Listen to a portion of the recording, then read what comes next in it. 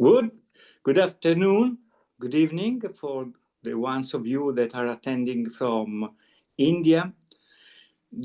My name is Sergio Lugaresi. I'm the coordinator of the Observatory on India of the Centro Studi di Politica Internazionale, CESPI, in Rome. This is the 7th webinar of a series on the journey through contemporary India, dialogue with experts. This series is benefit from the contribution of the Bank of Italy. Today, the topic is India's role in the world order and global governance. In the previous webinars, we have mainly addressed issues related to the economic policy and the economics of India. Now, we want to make a step forward and start to discuss on the potential role of India. The speakers are Elisa Querini, who is the head of the Asia and Pacific desk at the Centro Studi Internazionale, CESI, and Tiziano Marino, who is Asia and Pacific analyst. They will address the issues of how domestic politics, the economic trajectory, and foreign policy will shape the future role of India in the global scene. The discussant is Roberto Menotti, who is editor-in-chief of Aspenia Online. So without wasting more time, I just recall the rules. So the two presenters will have 20 minutes and with the support of slides. Then Roberto will have 10 minutes for introducing the discussions, and then we have room for questions and answers, for which I invite you to use the Q&A box of Zoom. You can start posting questions already whenever you like, and then we will pick them up. So I think Elisa will start. Elisa, the floor is yours. Thank you. Thank you, Sergio. Good afternoon to everyone. I want first of all to thank Sergio and Daniele for inviting us, and also Roberto Menotti for joining us. And I want to thank CESPI for giving us the chance to tackle such a major topic nowadays. So I'll share my slides with you. Can you see them? Yes, perfect. All right. So with India's role in the global order and governance, what Tiziano and I wanted to do was to imagine the role of India in the future, but starting from nowadays. So taking into consideration India's characteristics and strategies, and then from there, constructing possible scenarios with their risks and their limitations, but also their possibilities. So what we decided to do was to start from domestic politics, then tackling the economy of India, and then of course giving a larger space also to its foreign policy. So starting from domestic politics. We started by looking at the national elections of 2024, where the BJP was able to obtain a third mandate, but not an absolute majority. However, if compared with state-level elections in Haryana, Maharashtra, and New Delhi, we saw how this trend kind of inverted itself. And these elections gave us the perception of a very strong BJP, which of course has a consequence of a sort of stable environment with consistency in its policies. And that was given, first of all, by the effective strategic decisions taken by Prime Minister Modi's party, and also a very crucial factor that I will also talk about a little bit later on is the cooperation with the RSS that was a bit cold during the national elections of 2024 and then restarted at the end of the year. So the grassroots, the capillarity of the RSS proved fundamental to share and sponsor the BJP agenda. This strength has to be compared with the weakness, shall we say, of the opposition.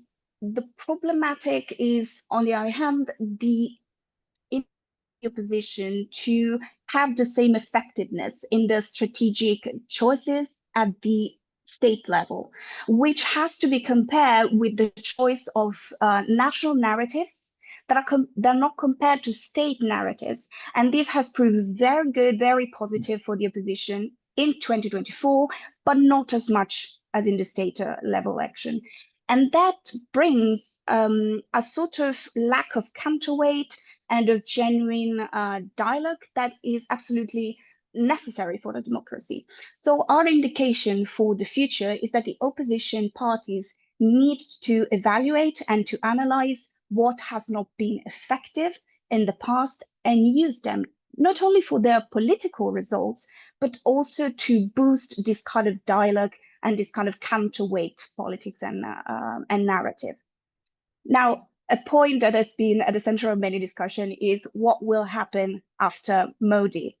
And what we arrived at is that at the moment, the BJP seems very strong. And for future scenarios for a post-Modi era, it seems very probable that the BJP will remain one of the major actors in Indian politics. Of course, there is uncertainty about the leadership. And the two scenarios that we thought about were if one of the leaders is picked by the very close inner circle of Prime Minister Modi, we already have a sort of line of where India will go, of where the BJP will go. On the other hand, we want to tackle the possibility of a more extreme political figure. And the political sphere in India, as in many other countries, of course, has been very polarized. So we need to be very attentive if an even more polarizing figure will be at the front. This will bring to further tensions, and this will require from the government resources for the domestic sphere that cannot be used for the international sphere and for the influence that India wants to project outside. Now, I will leave the floor to my colleague, Tiziano Marino, for the part on the economy. Thank you very much, Elisa. Thank you again, like to Sergio and Daniele, and also to Professor Menotti. So let's move to economy, the India's economy and the trajectory of India economy. Let me just starting saying that we have been lucky. We consider ourselves lucky because we started to work on this project, and we will publish also a paper in the next month in which we will deepen a bit. We will explore all these main topics. And we started to work on this precisely when in India, there are at least two main debates, one on the India's grand strategy that probably you're following on mainly developed on foreign affairs, but also debates about India's economic trajectory. And I refer, for instance, to the book of this very widely discussed book, because controversial but also inspiring topics emerged from the book Breaking the Mold of Rajan and Lamba, in which the authors try to understand what will be the path of India in the future, whether India will follow the traditional economic path, so try to become the manufacturing hub of Asia, also partially replacing China, or whether India should focus on services. So when we think about India, we see a country full of opportunities, but also challenges. If we look at the numbers, we see a country that is growing. Recently, the numbers are really encouraging. We saw a growth of 7.8% in the second quarter, but at the same time, we need to underline that with the potential that India can express and expresses today, we expect India to grow beyond. Also, India is supposed somehow to grow double digit, at least above beyond 10% per year, if the country wants to reach the ambitious goals that the government has set for before 2047. So we have a quantitative growth, We see it in numbers, it's crystal clear. The country probably will become the third largest economy by 2030. But what we would like to underline is that like India needs also a qualitative growth. We cannot just like look at the quantitative growth in this very moment, because there are issues like, for instance, the redistribution of wealth, something on which like China worked for several years, and which is like kind of crucial for India, because the expansion of the middle class will be one of the main points if we think about a country that can really like express the potential that India has. At the same time, of course, like the government is concentrating the action and funds on infrastructure. We saw the union budget with the allocation, really huge allocation, more than 100 billion on infrastructures. There are still many challenges. I mean, the country needs to connect like the coast, for instance, to the center, the periphery to the center. There are many things to do. The government is working hard. Of course, like private and public partnership are crucial on this, but also foreign direct investment, partnership with foreign countries, we will talk about this, can play a crucial role in the future. So we were saying manufacturing of services. What me and Elisa, we understood studying a bit the economic situation of the country is that like India cannot really choose, let's say. We're talking about a continent. We're talking about a country with a real potential. Probably what India needs to understand is that like there is no need to choose. It is important to develop manufacturing in certain areas of the country, especially like because this is good in terms of employment and in terms of a boosting trade of goods. Something that is crucial also for the partnership with Europe, and I'm thinking about IMEC, the India-Europe corridor, while at the same time work on services, because this is like probably one of the main strengths of the country. So human development, it is still crucial. So our debate, if we can say a word about the debate on the book I mentioned before, is that like India probably should not choose. India should go following a double path somehow, still investing on manufacturing, not thinking that probably the game is on low say low-level manufacturing. I mean, the goal is not about replacing China, of course. It's attracting technologies in order to develop an high-level and high-quality manufacturing industry, while at the same time, for instance, integrating manufacturing and services. This is crucial for us. There are sectors like e-commerce in which India can really play a role in the future. So the last 2 points from the economic point of view are the foreign direct investments. India still needs to work probably in order to improve the business environment. What we recorded, what we studied throughout these years is that like in several countries, still private companies don't really believe in India, let me say.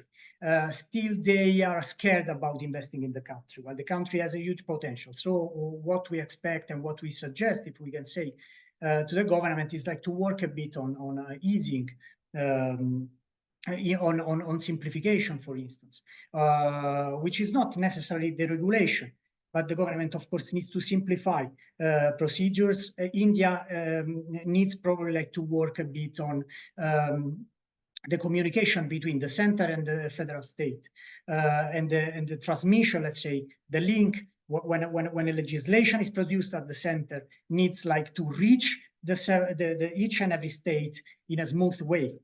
This is kind of crucial for foreign businesses. And what we see from the data is that India is attracting foreign direct investment, but the numbers are still very low compared to what India can do.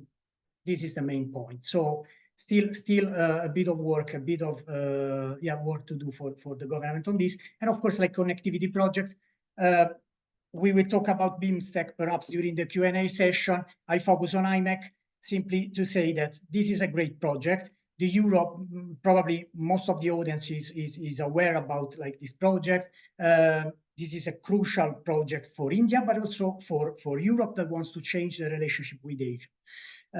What is important here is to understand that when we talk about goods, we know that IMEC is about many things, digital connectivity.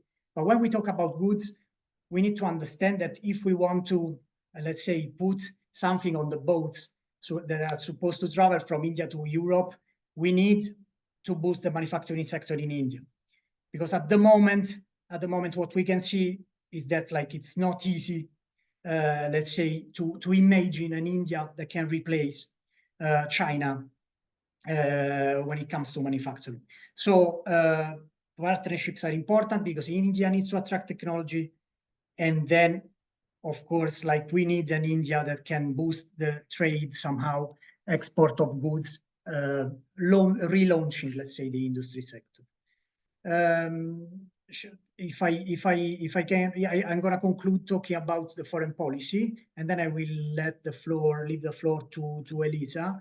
So what we can see on foreign policy, and mainly on regional policy, and this is really interesting because one of the main focus of the Modi government already in 2014, the first Modi government, was the neighborhood. And what we see, probably many of you remember, especially the Europeans, remember that when the European Union was talking about the ring of fire around the European Union, what we see today, it's a ring of fire in the Indians' neighborhood. Because essentially from Sri Lanka to Nepal to Bangladesh, there are many developments, and many things are happening, revolts and a change of governments all around India's neighborhood. There was this short conflict, let's say, with Pakistan also in 2025.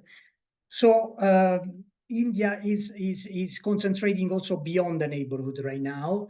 But probably what the government needs to do is also like to get back a bit like to the neighborhood policy first, the neighborhood first policy, meaning that like the neighborhood, India needs a neighborhood that can cooperate with the country, a neighborhood that is stable, and India needs to play a role in order to foster stability. I'm going to conclude just saying that India moved also to the east with the Act East policy. Modi started to look at Southeast Asia, and we think about several countries in Southeast Asia, but also beyond. I'm talking about Japan. But one of the main, probably, and I conclude, one of the main new action, new strategies that was implemented by the government, and it's really interesting. It's a sort of India Act policy. India looks west, we called it. So India started to strengthen the relationship with the Gulf, with Israel in the Middle East, of course, but also with Gulf countries, and even in the Caucasus with Armenia. But the relationship with Gulf countries can be really strategic. And I just say why? Because essentially the Gulf countries can cooperate with India in terms of investment and funds. So one of the possibilities for India can be somehow to cooperate and have partners and develop partnership with the Euro-Atlantic bloc on technologies to obtain somehow investments and funds from the Gulf. And then with the huge population and human development and the demography helping the country, India can reproduce like a perfect scheme, which reminds us like the scheme of Germany that was buying energy from Russia and then developing cooperation with China. In that case, that scheme didn't work well. So we try to imagine that India's strategy can work if India is able to match all these points. Elisa, that's 5 minutes. Yes, I'll be very quick. So we were very lucky, Tiziano and I, because we were able to kind of insert ourselves in a dialogue, in a political discourse about the role of India and its relationship with the different main actors of the international arena. And it was a very eventful time, these last couple of months, because up until now, we know the Indian government has proposed this multi-alignment posture in foreign policy, so to nurture different relationship with countries that may also be rivals, but to protect and to sponsor its national interests. And up until this moment, this flexibility seemed to be very effective. Of course, it needed balance, but it was very effective. With the latest decision by the American and the US presidency, the imposition of the tariffs, and the different leverages that we use, we started to see how the limits of this multi-alignment could be very dangerous, or opposing India to tackle how it's posing itself in the international community. At the center, of course, there was the relationship with Russia, but also the relationship with China. The visit of Prime Minister Modi to Tianjin was a very strong message. What we arrived at, our proposal for future scenarios, is that India will continue this multi-alignment posture. It will not align itself with China for multiple reasons.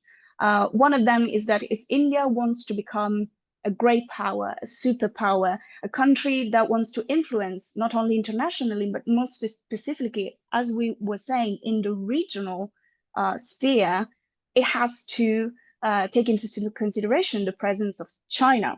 So the presence of two poles, it's quite difficult to imagine. But to align with China, of course, would probably bring India to leave this project, this dream. So the most probable scenarios is that India will continue this alignment. We will probably see developments in the relationship with the United States and with India, but with a lack of trust. These last decisions and have, of course, hindered the Indian trust toward Washington.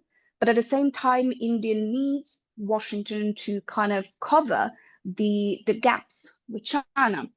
And of course, with China, we know that India has a very troubled relationship historically. But we can imagine some sort of collaboration. But to talk about a new order, I would say we say it's a bit extreme, also because the participation of India in BRICS and SCO has multiple goals. One of these is to kind of control and limit the closeness of Russia. That is a very important partner also for India with China. At the same time, India in these forums can propose itself as a leader of the global South. It has multiple times not agreed with some of the declarations that have been done at BRICS and SCO. And it's also useful for the United States because it has a partner in a forum in which it's not a part of. And now the continuation of multi-alignment for India is also important for the relationship with the European Union. We have seen in the last few years with the Indo-Pacific strategy and the Indo-Pacific Forum that the European Union has a very strong interest for India.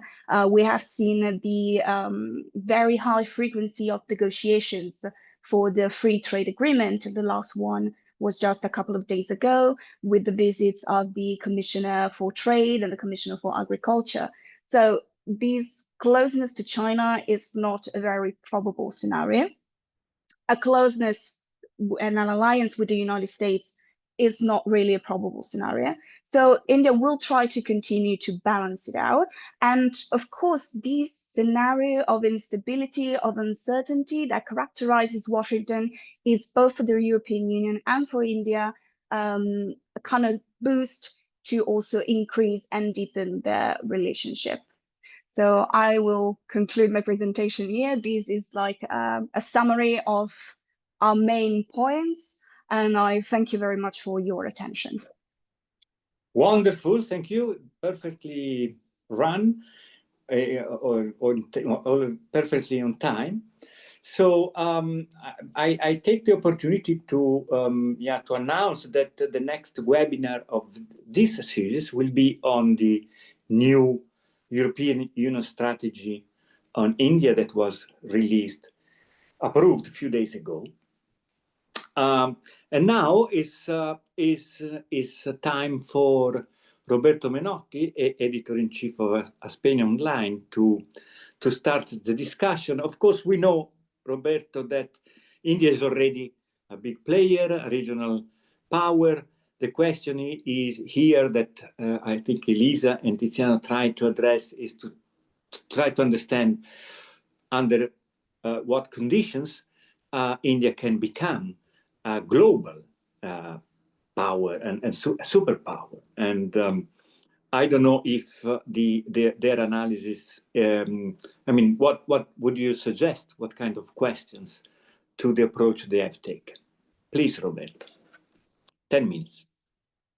Thank you very much, Sergio, and thanks to the authors of the presentation. Very wide-ranging and also very short, so very good combination, I should say. Very good job.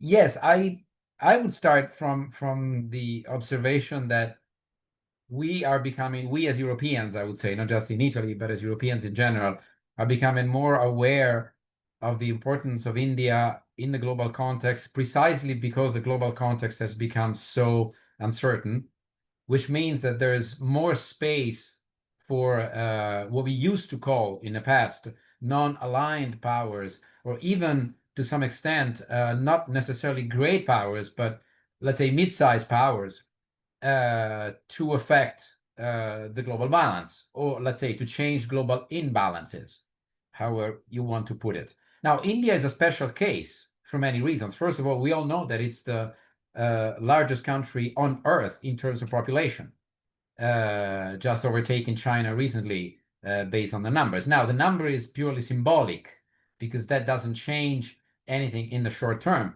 The thing is, numbers are important, and so I will start from there, from one of the numbers that you have underlined for us, which is the fact that by 2030, the projections for 2030, which again is a symbolic year, it could be 1931, could be 1935, but what matters is we know that in very few years, India will have a very significant, will have reached a very significant milestone, which will be, it will be the number 3 economy in the world. Now, that's a very important milestone, but let me put things in perspective. I just checked the numbers before we began the conversation. The same projections for China give us a number of approximately 23 trillion vis-a-vis the 7-something trillion for India. So there's a big difference. So yes, you may be number 3, but number 2 is very, very big. Number 1 is even way ahead, because number 1 being the United States, just in terms of GDP, of course, which is a very rough number, as we know, probably by 2030 will have reached $37 trillion, which is a mammoth number in itself. Now, what matters here is not, I don't think the numbers speak for themselves. That is probably not true in general, certainly not in this case, because India is really one case in which what really makes a difference is the way in which you can leverage the kinds of whatever, soft power, hard power, economic prowess, your geography, your role in the supply chains and so on, how you leverage that will change the equation. So I'm, in a way, I'm torn here, because I think the absolute numbers are not really in favor of India, if you look at China and the US. But on the other hand, I recognize as an outside observer that India has been doing a very good job in terms of leveraging what it can do to become part of that league. Especially, as you have rightly underlined, I think, both of you, because India has chosen a path of, let's say, diversification, almost as a philosophy. I can talk to anybody. I can talk to Israel, and I can talk to Saudi, I can talk to Iran, I can talk to the Chinese and to the Russians, just as I'm talking to Donald Trump and Europeans. Of course, nobody will be completely happy with you, but nobody will be completely unhappy. So I think that's a big gamble that China is making right now. And I think Modi has been very good at that in terms of asserting his freedom. You know, my hands are free. I will continue along that path, which will have a cost for me on one hand, but it will have big benefits for me on the other hand, because I will be on, at least theoretically, a member of any table in different formats. And you mentioned the Shanghai Cooperation Organization, and you can mention the BRICS, and so on and so forth. So that's, I think, what really makes India special in many ways, beyond the numbers and the absolute numbers per se. Then I just wanted to make a minor comment as an Italian here, because Tiziano Marino said something extremely interesting from an Italian perspective when he said, I think very correctly, India will have to work very hard to make sure that the service sector and the manufacturing sector will become integrated. Exactly. It does not have to choose. In fact, I don't think it can afford to choose. No big economy can afford to make a choice, because if you make a choice one way or the other, you're done. You will be eaten alive by the others because of what we know. Look at China, because China will control you unless you try to diversify a lot. And unless your sectors are integrated, you're probably not a big player. And I'm thinking as an Italian that that's exactly one of the big flaws of so many plans we've made for the Italian economy over the years, that we completely forget that, okay, we're big in manufacturing in certain sectors, but we're not very big in service, especially high-tech service sector, so to say, and we should integrate them, not think of them as alternatives. Anyhow, that's again, that's an Italian perspective on a much bigger issue like India. One other comment that I think is very has been inspired by your comments, and this is a question actually for both of you. I often look at India as a political model as well, because it is extremely interesting, in fact fascinating, as a unique model of this big federal democracy that has very strong centralizing tendencies on one hand, but also major differences. You mentioned that, not just in the economy, but even from a cultural perspective to some extent, despite the unifying factor that especially President Modi has been working on in recent years. Now, is it possible, according to you and on the basis of your experience, that India could actually find the perfect, or let's say the best combination of two extremes, which I see, to oversimplify a bit, in China on one hand and in the US on the other hand? China, I was just reading a book last week, China as the country and political regime that has tried very hard to engineer just about everything. They basically put engineers to head anything. The one-child policy was actually invented by engineers, essentially. Then when they realized that it was a disaster from another perspective, they put the engineers in charge of changing the policy. But it's essentially the same people with the same expertise. And it's a big plus. They have good engineers. The problem is that sometimes the engineers are not enough, because that's the way they will look at the world, in a certain way. Now, the book that I was referring to, the author is Dan Wang, who works at the Hoover Institution. It's a 2025 book. It's a recent book. And he argues, and that's the other fascinating part of the story and the part of my question, he argues that on the opposite side of the spectrum, the United States is a country of lawyers. Now, of course, that's my comment. He wasn't thinking of Trump, right? I mean, not really. It used to be a country of lawyers and of laws and of legal fixations almost. Now, Trump has changed all that, I think. But it is true that the United States actually takes a very different angle to reforms, to long-term planning, to short-term planning, and so on. I think it is a country of maybe of inventors, of people who are more creative. It's a more confusing country in many ways. It's very dynamic, but certainly doesn't really rely on engineers usually. I mean, maybe in the 1960s it did a little bit, but then I think no longer so. Now, maybe India, both in terms of its political model and in terms of its own experience and in terms of its approach to the rest of the world, could find a right balance. Using the experience of China, which I'm sure they're working very hard to understand. I mean, what China has done well and what China has completely failed to address. I'm sure they're looking at that very carefully, but also looking at the experience of the West, because they know it extremely well, for good and bad. And let me end with a little with a quote. I think it's an original quote from Gandhi. I think at some point it was asked by a Western journalist, I think by a British journalist, what do you think of Western civilization? And I think, if I remember well, his reply was, I think it would be a good idea, which is a very tough, you know, from in terms of our self-esteem and self-confidence, it's a very, you know, impolite answer, but I think it makes some sense. Everything needs to be put into some sort of perspective. And India, I think, has become extremely ambitious in terms of its own civilization, its own model. So I'll stop here, and thanks again for there's many more issues that I could address, but I'll stop here. Thank you. Thank you, Roberto, also for staying perfectly in the time limit.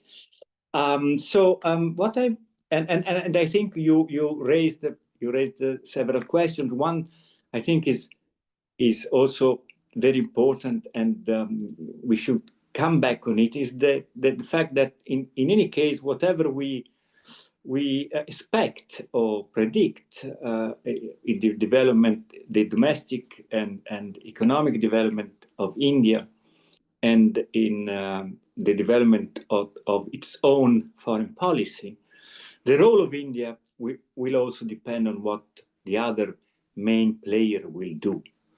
And here, how the US and China relationship and their foreign policy developed is very important, and maybe we want to go back and discuss this a little bit. But what I would like to suggest now is to go back quickly to Elisa and Tiziano to see if they have immediate answers to your questions, but also I would like to invite them to also give a look to the two questions that are posted so far.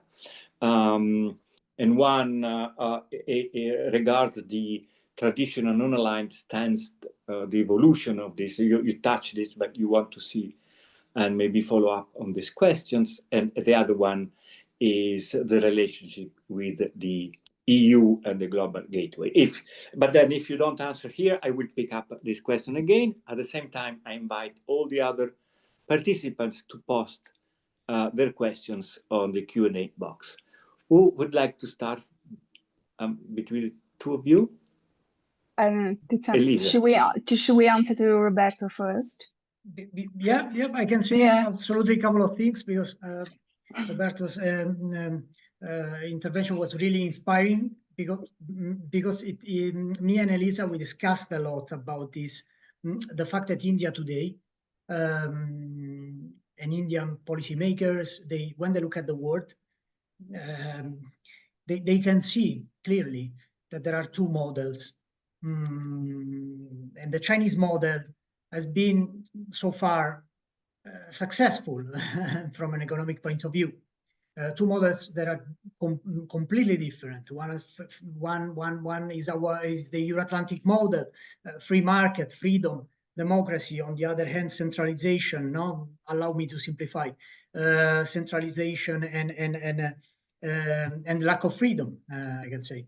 And the problem here is that while in the future, in the past, India looked with interest, no, of course, to the Euro-Atlantic model, let's say, and to the free market. Today, when they look at the world and they see that the United States are somehow shifting, no, their policies in terms like of, for instance, on trade, while at the same time, China obtained important results in terms of economic growth, in terms of development of the middle class.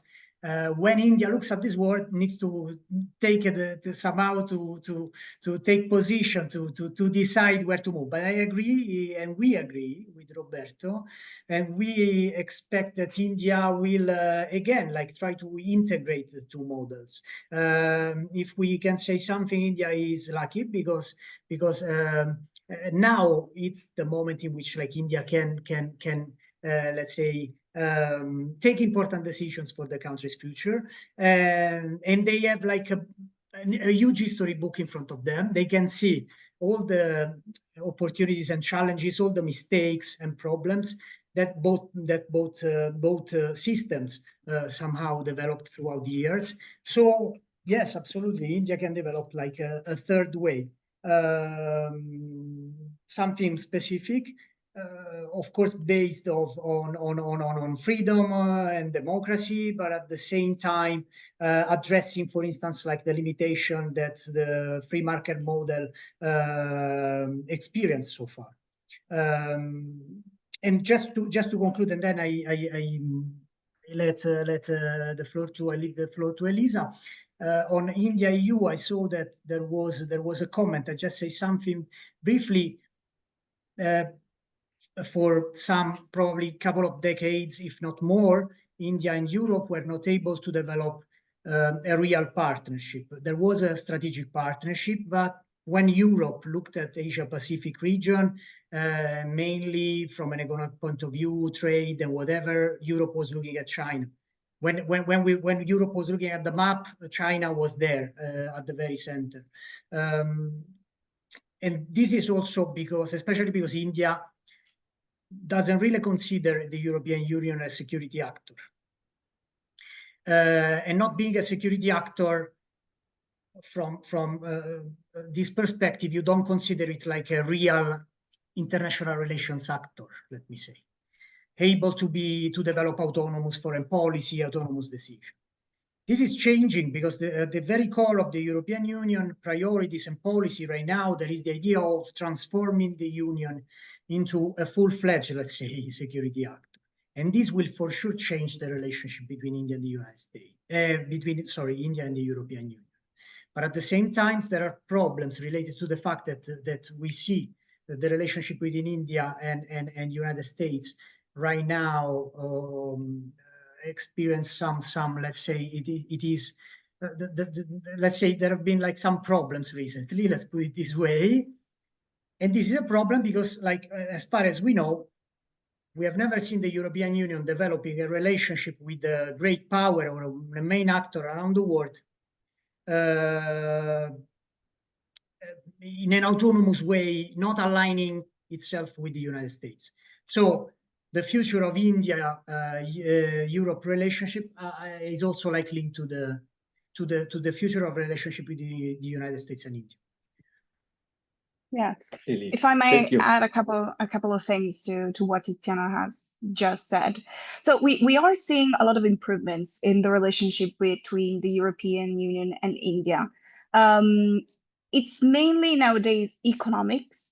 The challenge will be if this partnership will be able to grow into different sectors. The one of security was mentioned by Tiziano. The interest of the European Union has been sponsored by the United States. Nowadays, we have an administration that it's very difficult to read. It's very difficult to read its interest toward the area. We know that it's a temporary administration. The question is that how it will be afterward, and the European Union and European states will have to decide if to follow the United States or, as Tiziana was saying, to engage in a more autonomous relationships. Surely, with the development of the economic development of India, this country is becoming more and more important for the relationship with the European Union, and especially with the uncertainties that are coming from Washington. So a deepening relationship with India will surely strengthen, or at least up to this point, we can say it will strengthen the European Union also. I don't know if you want to answer to the other questions that were in the box. All right. So yes, now let's go to the questions that have been posted, and here, Roberto, also you are invited to answer if you like, of course. So the first one from Sir John Martin Thomas. Basically, I read the last few sentences. In what ways does the India employ soft power, such as cultural heritage and technological expertise, to enhance its international influence? And I guess the question implicit is, is it is this effective? Can be something more can be done. I also recall that if you look at the statistics, the Indian is the largest diaspora in the world. Then the Chinese and Russian are also very. The European do not live. Not many Europeans live outside the European Union, for example. So these kind of things, what kind of role can have in the development of the role of a big country? Tiziana, you want to reply? Absolutely. If I may, I go straight to the point. It is working. Recently, I've been in Abu Dhabi, for instance, for a Raisina dialogue several months ago. I met like the Indian diaspora there, for instance, and I see that it is working. India's government knows perfectly that this soft power that they can leverage a bit, that they can work on this soft power around the world. I would say again that it is working. If we want to put there some food for thought, let's say probably some problems, few problems we saw some problems on this when there was the crisis with Canada, the diplomatic crisis with Canada. In that moment, probably India from the image of India was a bit damaged and I'm thinking about like the main media, in the Euro-Atlantic bloc essentially.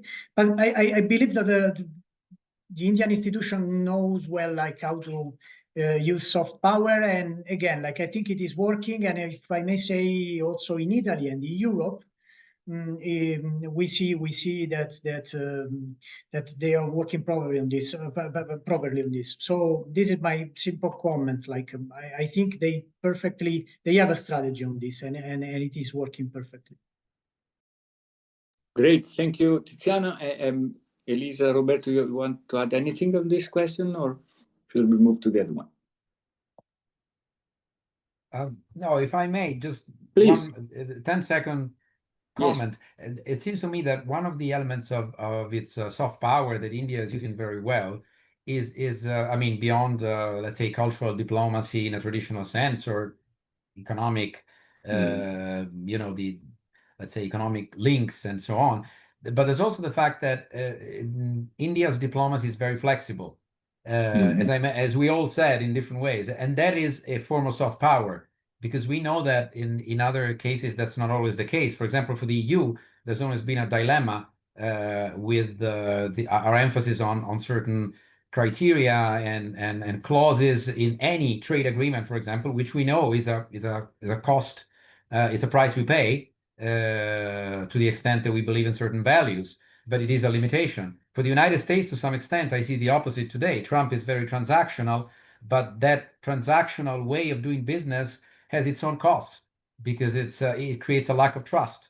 So to some extent, India is trying to, again, do something in between and find its way through the between diplomacy and cultural issues and so on. But I think it's a plus for India to be so flexible. Thank you, Roberto. The next question comes from Mario Pezzini, who's member of our steering committee. Basically, is asking, it's given the changes in the global scenario and the new stance taken by the United States, would it be in the interest of Europe to have stricter, stronger links with the South, and especially with India? How can this be done? What are the obstacles? And specifically, is the global gateway sufficient and well designed? What is your opinion on that? Would like to start answering. I could start. Please. So certainly, as we were saying, Europe has an interest to deepen its relationship with India, and it has to take into consideration also the possible development of a multipolar system and scenario. Of course, we are more, I would say, the factors, the data are indicating us that we are going toward a bipolar system, which doesn't mean that the multipolar system will be developed, but right now this is kind of the direction that we're taking. Of course, the European Union, as mentioned a little bit, in drafting and creating its foreign policy strategy has to take into consideration the position of the United States, which at this point is, for example, a little bit confusing. So, but that is a pillar of foreign policy that the European cannot disregard, the European Union cannot disregard. So it depends what we, I would say, mean by deepening the relationship, because the European Union is actually doing that, especially with India. And for example, in the last couple of days, a communique came out by the High Representative and the Commissions that drafts a new agenda for the European Union and India. So we are going that way, especially from the economic point of view, but there's also technology and security that are part of this agenda. Then it depends what kind of interests we want to pursue.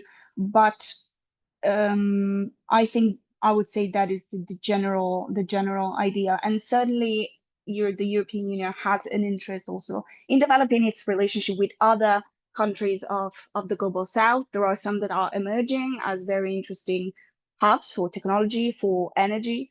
So it's not limiting itself, certainly. But as India, as the United States and China, it's calibrating its choices as the scenario are developing. Thank you. I recall again that we will have a next webinar of this series, not yet decided the date, but will be devoted to the new EU strategic agenda with India. Roberto and Tiziano, you have anything to add on this point? Yes, I just say a couple of words. I link this the point on the global gateway to the last questions that I saw. So I would not probably look precisely at the global gateway. The European Union is developing several projects. The main project with India is for sure the Indo-European corridor, the Indo-Mediterranean corridor, IMEC. Which can be somehow also like part of the global gateway for sure. This project can probably continue and being implemented despite the fact that there is no stability in the Middle East, because the project is mainly about like trade connections. So IMEC for now, the ships can follow the traditional route, and India and the European Union can implement the free trade agreement. And this is one of the main points like that we need in order to boost trade between the two countries. I link it to also climate policy, because there were a couple of questions on this and how we can somehow like improve also our trade relationship. So one of the main problem here, if we like, it's that of course like our standards are really high in the European Union, as I standards on many let's say things, also mainly like I'm thinking about climate, but many other things. This can create problems in trading with countries of the global south.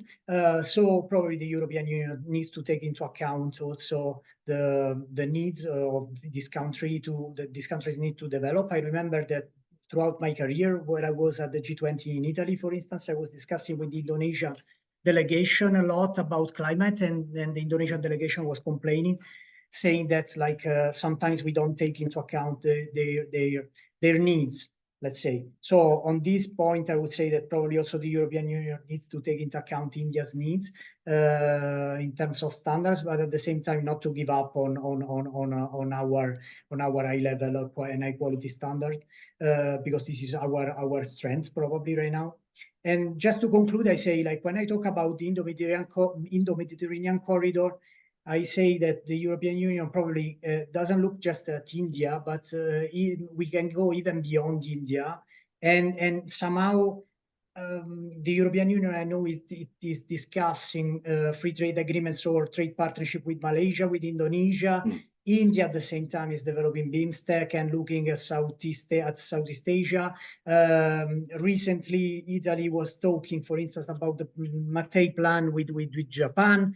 India, Japan enjoys great relationship. India is looking at Africa. So probably all these discussions should be somehow part of a grand strategy that can include like countries like Japan, like-minded countries like Japan in Asia, Japan, India, Southeast Asia, and Europe. This way, probably being ambitious, let's say, all the actors involved can really reach their goals. Thank you, Tiziano. Roberto, would you like to add something? Also keep in mind that the question posed by Daniele Gozzi that Tiziano started to address a little bit, that regards the climate change policy of India and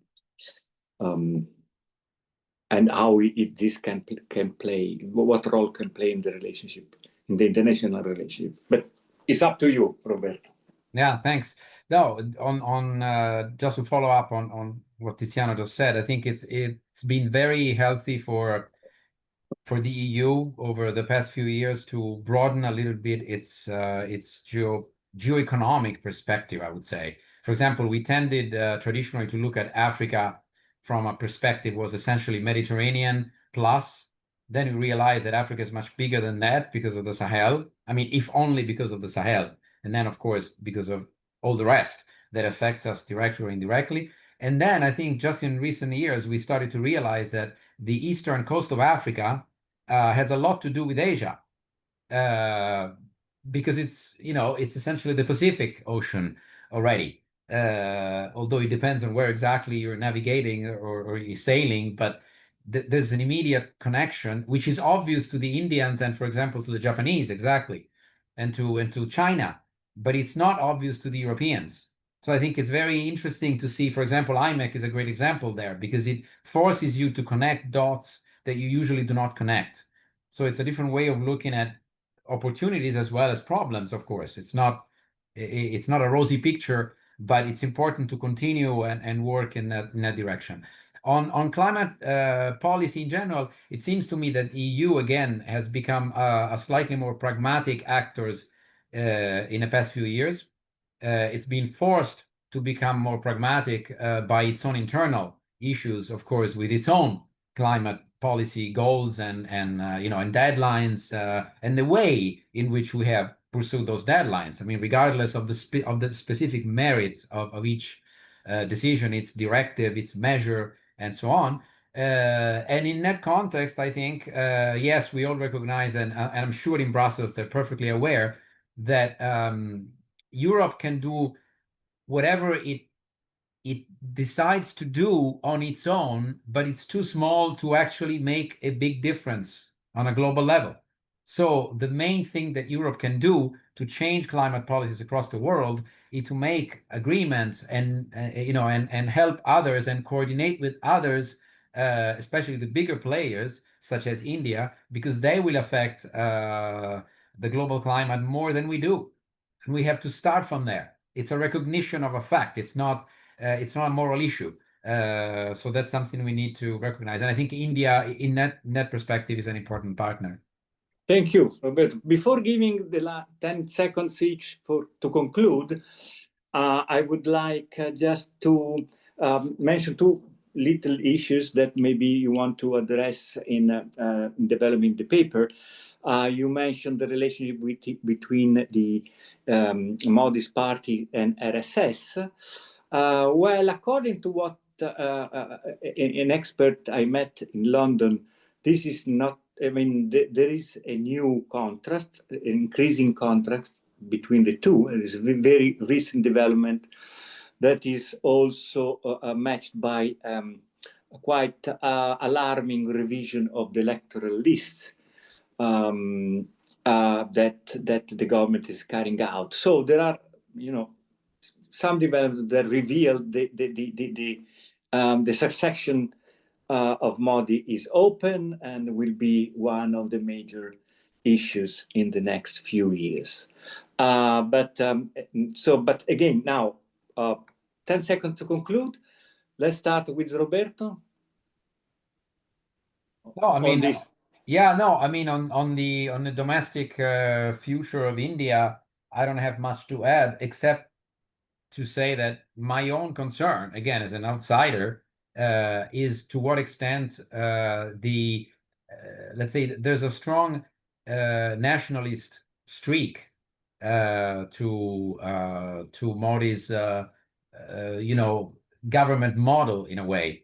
And that, of course, can be very effective in certain situations, and with of course, part of his own supporters and voters, but not with all of them. And it has a certain cost in international affairs. So you will have to be very careful in finding the right balance. I'm sure they're perfectly aware of this within the Indian government, and I mean, the leadership is clearly aware of something like this, but it will affect their soft power very much on an international level. So, you know, internal and external factors will affect each other. Thank you, Robert. Before giving the floor to Tiziana and Elisa, let me mention that there was another question posted at the last minute by Stefano Manservisi, who is also a member of our steering committee, and regards the possibility to explore cooperation in the field of multilateralism. That is, by the way, one of the several issues that was mentioned in the memorandum, the strategic partnership that was signed a few years ago by the two prime ministers. Is a very interesting point. We will come back on this issue. Tiziano, your last 10 seconds. Yeah, thank you very much. Just one word on this last question, saying that, like, yeah, of course, there are many fields and many topics on which we can develop things between Europe and India. While at the same time, for India, it's sometimes complex to understand what's our position on several issues in international politics, because our foreign policy is a bit sometimes not easy to understand for foreign actors. So, but still there is room for maneuver for 100%. And I conclude just mentioning something that probably I don't remember whether we touched upon this before, and it's one of the main points for me and Elisa, and it is about the fact that we're talking about the Indian grand strategy in the long run. Probably one of the main challenges will be if the polarization of the international context, and we are talking about, of course, like United States and China. If the international context will become more and more polarized, it will be more and more difficult for India not to take a position. And this probably can be in the medium to long term. We believe this can be a problem for the India's grand strategy. This was just like another point on which like we worked a lot and we wanted to share. So thank you very much anyway. Thank you. So, Elisa, what did you learn from this discussion? I mean, has it been useful for you? It has been very useful. Touching upon what you were saying before about the RSS and the BJP relationship, I think we'll need to watch it carefully, especially for the next election in Bihar. And you mentioned the election commission. That is a very big topic right now, and we'll need to observe how it develops, because it will certainly have impacts. And this, of course, as Roberto was saying, the emergence of certain currents within the party could not only have consequences within the country, but also on the soft power that India wants to project outside. And for what concerns the multilateralism, the reinforcement of the relationship with the European Union are certainly on the economic side a start. And that could bring to the sponsorship of multilateralism. But as Tiziana was saying, of course, we are living in a very polarized world.